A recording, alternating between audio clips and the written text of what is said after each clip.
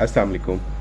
अच्छा, हम last videos में बात कर रहे थे कि म्यूचुअल फंड्स कितने टाइप्स के होते हैं। तो नॉर्मली अगर टाइप्स की हम बात करें तो एक ओपन एंडेड फंड्स होते हैं, क्लोज एंड फंड्स होते हैं। ओपन एंडेड का मतलब है कि आप जब चाहें अपने पैसे निकलवा सकते हैं, और क्लोज एंड का मतलब होता है कि आप अपने पैसे विड्रॉ नहीं कर सकते। लेकिन पाकिस्तान के अंदर जितने भी म्यूचुअल फंड कंपनीज़ हैं, जितने भी फंड्स हमारे पास लॉन्च हो चुके हैं, वो तमाम ओपन एंडेड फंड्स हैं। यानी जब चाहें आप उसमें इंजेक्ट करें, जब चाहें अपने पैसे उसमें से विड्रॉ कर लें।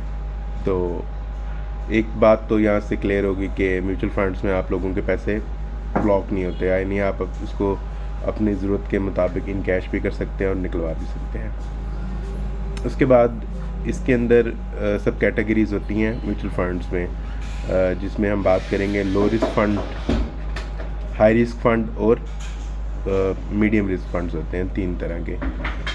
अब जो लो रिस्क फंड है, उसमें हमें ये समझने की ज़रूरत है कि उसमें आपका जो प्रिंसिपल है वो लॉस में नहीं जाता। हर फंड के एक स्टैंडर्ड एविएशन होता है। उसका मतलब होता है कि फ़ंड कितना ऊपर जा सकता है, कितना नीचे जा सकता है। तो जो हम लो रिस्क फंड की बात करेंगे तो इसके अंदर मल्टीपल रिस्क होते हैं, यानी रिटर्न्स बनाने का रिस्क है, लिक्विडिटी रिस्क है, इंटरेस्ट रेट्स ऊपर नीचे जा रहे हैं उसका रिस्क है। तो ज़रूरी नहीं कि जब जहाँ पे रिस्क फैक्टर हम बात करेंगे तो वहाँ पे हमारे जो प्रिंसिपल अमाउंट है या जो पैसे हैं वो कम होने का रिस्क हो। तो ये जो कैश फंड्स होते हैं मोस्टली लिंक्ड होते हैं आपके इंटरेस्ट रेट के साथ।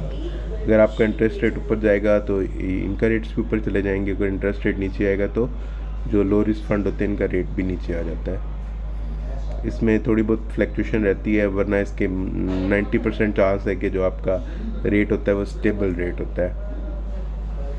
तो नेक्स्ट हम वीडियो में बात करेंगे कि मीडियम रिस्क फंड में कितना लॉस हो सकता है या नहीं होता, और हाई रिस्क में क्या चांसेस होते हैं।